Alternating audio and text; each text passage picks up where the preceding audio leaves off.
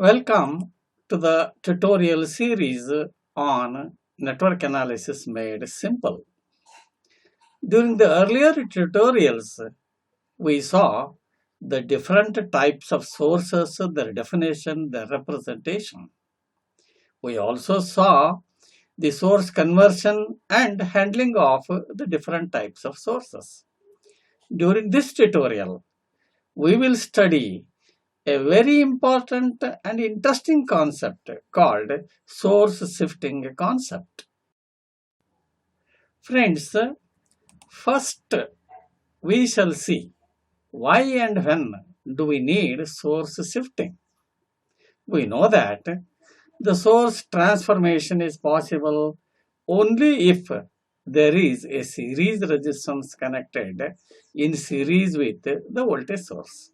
Similarly, transformation of current source is possible only if it has resistance or impedance connected across it. In other words, only practical sources are transferable. What if the branch in a network contains either ideal voltage source or ideal current source? If so, we need the source shifting. Networks containing ideal sources across any branch or branches can be solved by using the concept known as source shifting. Then, what is the criteria to be followed during source shifting? The main criteria to be followed is that the circuit conditions of the given circuit should remain unchanged. But how to determine these conditions? For current source shifting and for voltage source shifting, these conditions will be different and it will be easy to understand. I will tell you how to find out these conditions and how to meet them during the next discussion. Friends, let's first take up the current source shifting concept, for which consider the network shown in figure. If I ask you whether the current source of I amperes is an ideal source or practical source, what is your answer? If you say that the current of I amperes is a practical source because R1 and R2 are directly connected across I amperes, it is totally wrong. If you have such doubts, I suggest you go through my earlier tutorials on network terminology and the analysis of series and parallel circuits. Now, the current of I amperes is an ideal current source connected between the nodes A and B. Now, it has to be shifted to the other branches, and what are the conditions? The current of I amperes is leaving the node A and entering the node B. If this condition is met, by shifting the current source to other branches, we have done the job. Let us see, it is very interesting. Friends, you see how the current source which was connected between A and B is shifted to two branches using the node C. Now, if you think how is that those conditions are met? What were those conditions? The conditions were the current of I amperes was leaving node A and it was entering node B. So here also you see that the current of I amperes is leaving node A and the current of I amperes is entering node B. Further, what happens in node C? You see that a current of I amperes is entering C and also the current of I amperes is leaving C. Therefore, the conditions are not disturbed at node C and hence we have successfully shifted one current source into two branches. You see that By shifting an ideal current source from one branch into two branches, you find that these two current sources now have turned out to be practical current sources. One practical current source is between A and C, and another practical current source is between C and B. Is it not interesting? Friends, let us see another interesting concept of voltage source shifting, for which consider the network shown in figure, in which the ideal voltage source is connected between the junction nodes A and B. Now you understand that this ideal voltage source can be shifted either using node B or using node A. Let's now decide to shift using node B. Now if I ask you, how many branches are connected to node B? Your answer is 3 branches. In one branch, the ideal voltage source is connected, and the other 2 branches are between B and C and B and D, to which this ideal voltage source is to be shifted. Now consider point E and point F on those branches, and to find out the conditions, if I ask you a question, what is the potential of point E with respect to A, your answer should be plus V. Similarly, if I ask you what is the potential of point F with respect to A, again your answer should be plus V. So, by shifting the ideal voltage source to these two branches, by meeting this condition of the potential of E being plus V and potential of F being plus V, we have done the job. It is very interesting, and we will see how to shift the voltage source into two branches. Friends, it is very interesting to see how to shift the voltage source to the two branches as shown in figure. What I suggest is, you hold the ideal voltage source which was between A and B tightly and just slide the source up to E and another source up to F, your job is done. Now, how to confirm that the circuit conditions are not changed? If I ask you, what is the potential of E with respect to A, your answer is plus V, because A and B are short circuited. Similarly, what is the potential of F with respect to A? Again, it is plus V. Therefore, the circuit conditions are not changed, and we have successfully shifted an ideal voltage source into the two other branches, by which you see that one ideal voltage source is transformed into two practical sources. One of E volts in series with R1, another of E volts in series with R2. Is it not interesting?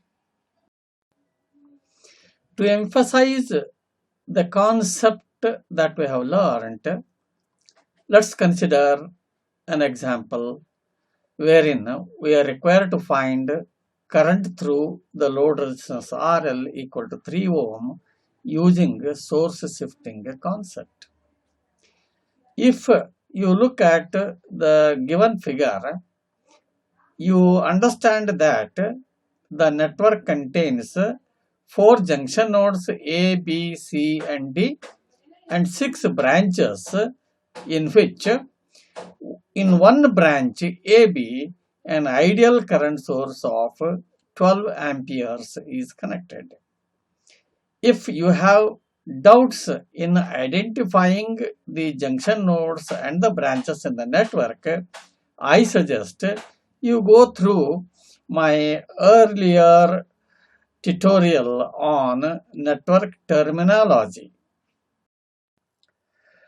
Friends, observe the network shown in figure 2, wherein an ideal current source which was between the nodes A and B is transferred or shifted using node C. Now, how will you confirm that the circuit conditions are not changed? If you remember, in the original network, the current of 12 amperes was leaving A and entering B. Similarly, here in figure 2, 12 ampere is leaving node A and entering node B. But what will happen at node C? You see that 12 ampere is entering node C and 12 ampere is leaving node C, and hence the circuit conditions are not changed. You also observe that shifting of one ideal current source has resulted into two practical current sources of 12 amperes. Hence, these practical current sources can be converted into voltage source. You see that 12 ampere in parallel with 2 ohm is equivalent to 24 volts in series with 2 ohm as shown in figure 3. But how will you fix the polarity of the voltage source? For that, you observe that 12 amperes in figure 2 is entering node C, and hence the polarity of the converted voltage source should be such that it will drive the current towards C, and hence this end has to be plus and this end has to be minus. That's how you will have to fix the polarity of the converted voltage source.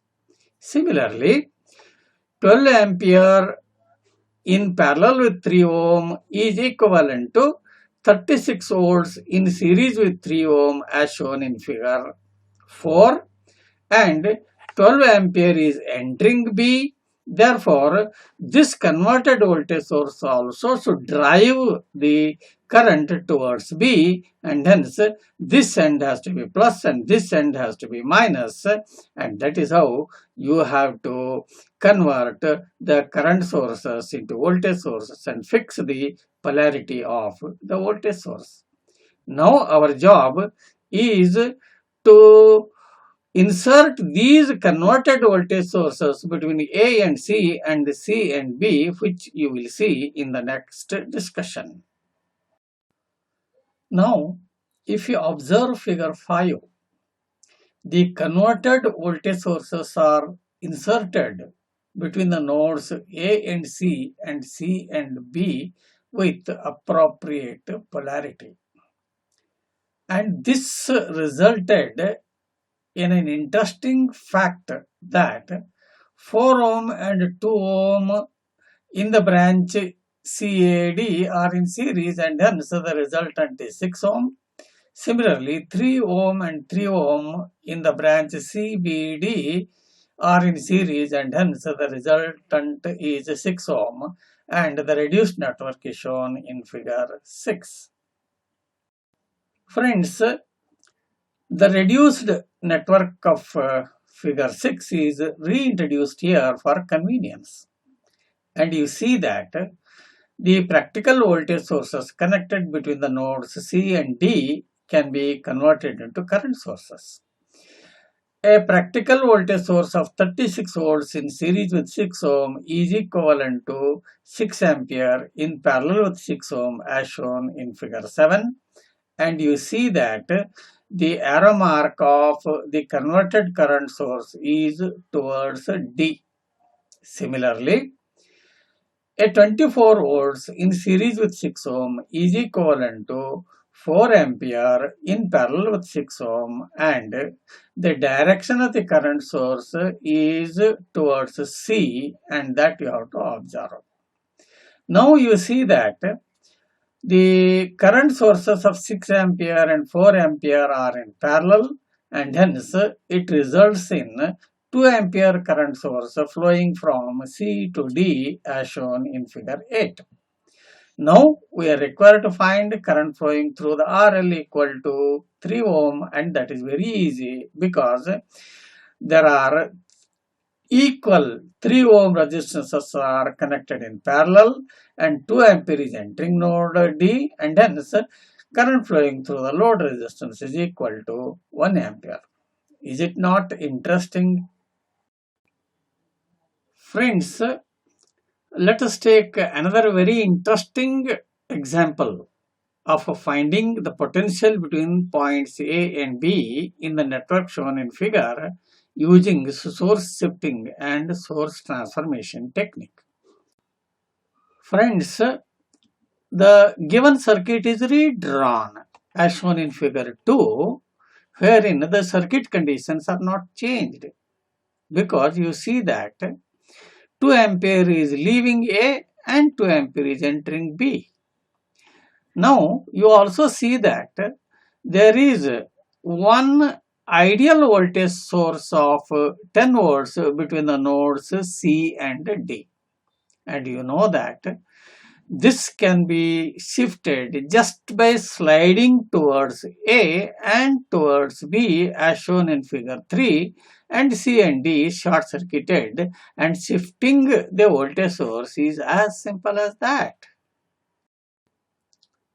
Friends, you see that the reduced network of figure 3 is reinserted here for convenience, and a practical voltage source of 10 volts in series with 2 ohm is equivalent to 5 ampere in parallel with 2 ohm as shown in figure 4.